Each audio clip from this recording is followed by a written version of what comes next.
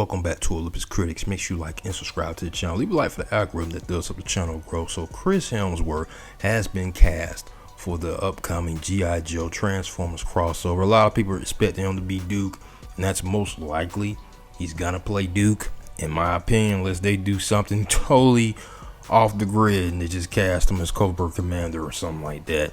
But I highly doubt it. But the last film we got, Rise of the Beast, it was a solid film from Steven Coppels, if I pronounce his last name right. I do think he should have gave more time to the Maximals and Optimus Primal. We didn't get to see Air Razor transform at all. So I don't know if they're going to bring him back, but I do hope they make the right decision in choosing a director that can be able to keep a balance with both of these franchises merging. Of course, they need, in my opinion, I'm going to keep it above. They need to jump on that Robert Kurtzman Energon universe. Like, real talk. I know it's in what, year 2 now. If you have not read or looked at the YouTubers who are telling, they're like Comic Book Explain himself. They're like those channels where they're explaining what's going on in the Energon universe. You need to jump on that, because they need to definitely take some bits and pieces from that Robert Kurtzman Energon universe, because it's dark, it's gritty. I know they're not going to put any dark elements in it, but the story around it, how they're connecting the Transformers and the Joes and Cobra Commander and the Void rivals as well to this universe has been fantastic. And I think they need to jump on that. You can even explain where Megatron has been all this time, and you not gonna spoil it. You go check it out in the Energon universe where Megatron has been. Who has Megatron? Like, somebody has him, and it's not Sector 7. It's not Sector 7 in Energon universe. So I really hope that they're paying attention to what Robert Kurtzman is doing over there with Hasbro and the Energon universe, because I really think that they can make a lot of money if they're going with a story like that with Optimus Prime and the Witwickies. Yes, they have the Witwickies in that story, but it's very sad what you see, what happens to a Witwickie in that.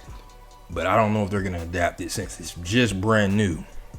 But Robert Kurtzman, Walking Dead, Invincible, I think I would try to take some stuff from that, because this guy, I mean, he puts out gold when it comes to comic books. So I would definitely go all in on that. If I'm Paramount, if I'm getting this script ready, I'm getting the right director. I'm not just throwing anybody in that chair. They cannot just throw anybody in that chair. It's got to be somebody that can do this as a good storyteller with a good writing team, because you cannot blow this. You're putting these two together. G.I. Joe has not worked by itself. Transformers has shown it can work by itself, but Michael Bay kind of ran it to the ground because he went over the top goofiness, and there was no, in my opinion, no good story, no good.